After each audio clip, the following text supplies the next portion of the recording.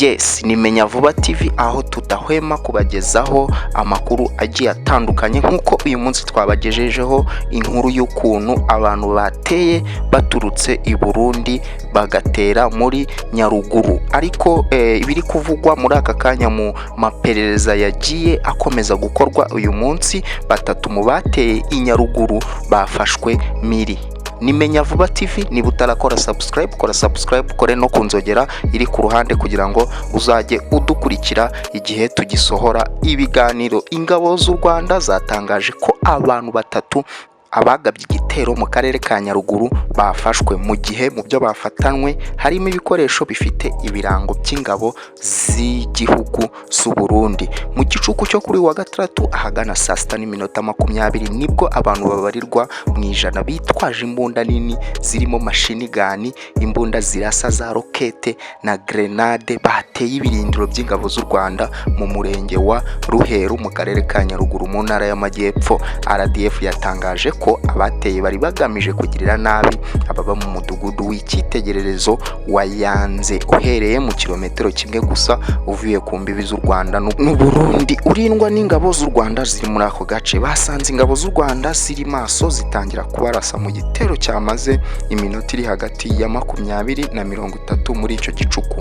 Umuvugizi w'ingabo z'u Rwanda Lieutenant Colonel Innocent Munyengango avuga ko RDF yarashe abari bateye maze bahunga basubira mu Burundi aho bateye baturutse. Yakomeje ati aba bitwaje intwaro bateye baturutse mu Burundi ndetse bahunze basubira muri icyo cyerekezo bagana mu birindiro by'ingabo z'i Burundi biherereye ahitwa Gihisi ho muri komini Bukinanyana mu ntara ya Cibitoke.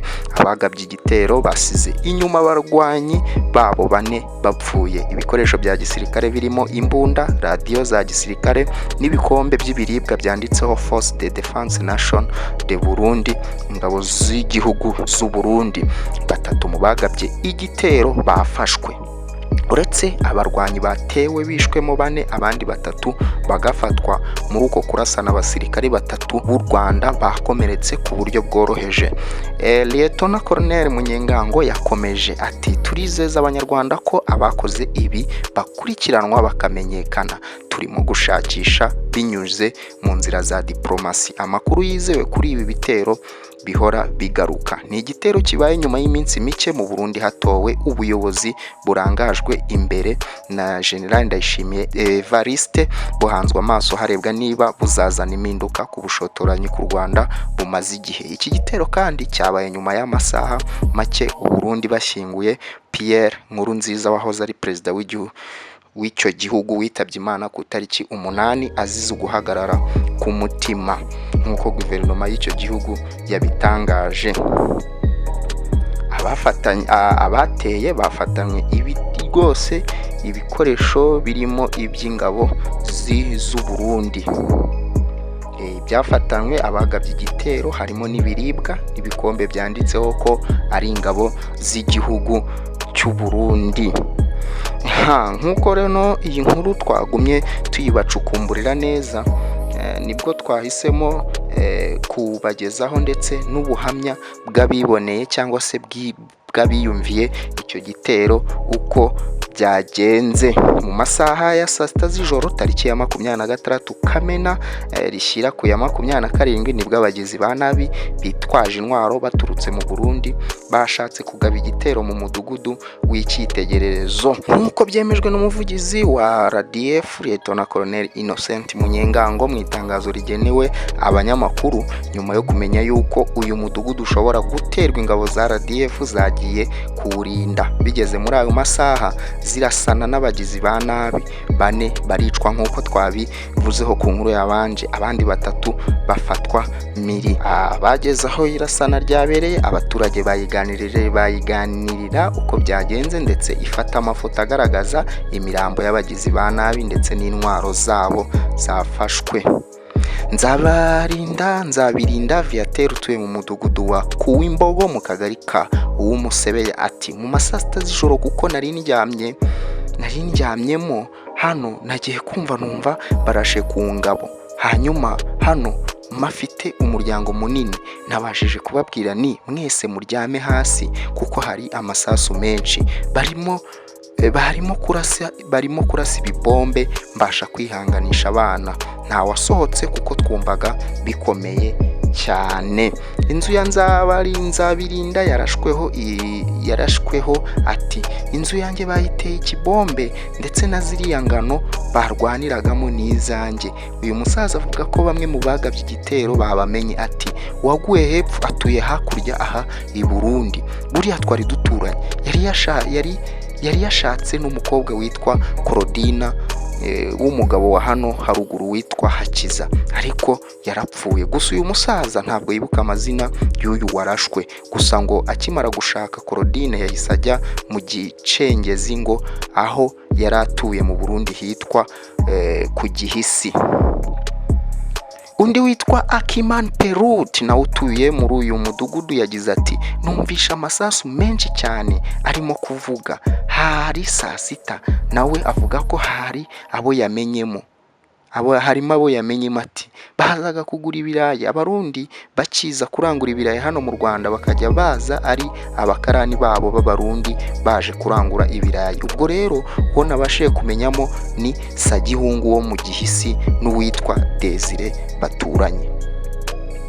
Undi muturage ufite amakuru y'ibyabereye muri Ruhero wumvaga urusaku rw'amasasu, ingabo za RDF zihanganye n'abagizi ba nabi, ati byabaye mu nzu turi abantu 6, umugore yari munini arwaje mwene wabo, harimo n'umwana muto twari turi kumwe, yabashije gushiguka. Ndamubwira ni guma hamwe, aguma hamwe kugeza bahanganye, kugeza bagiye.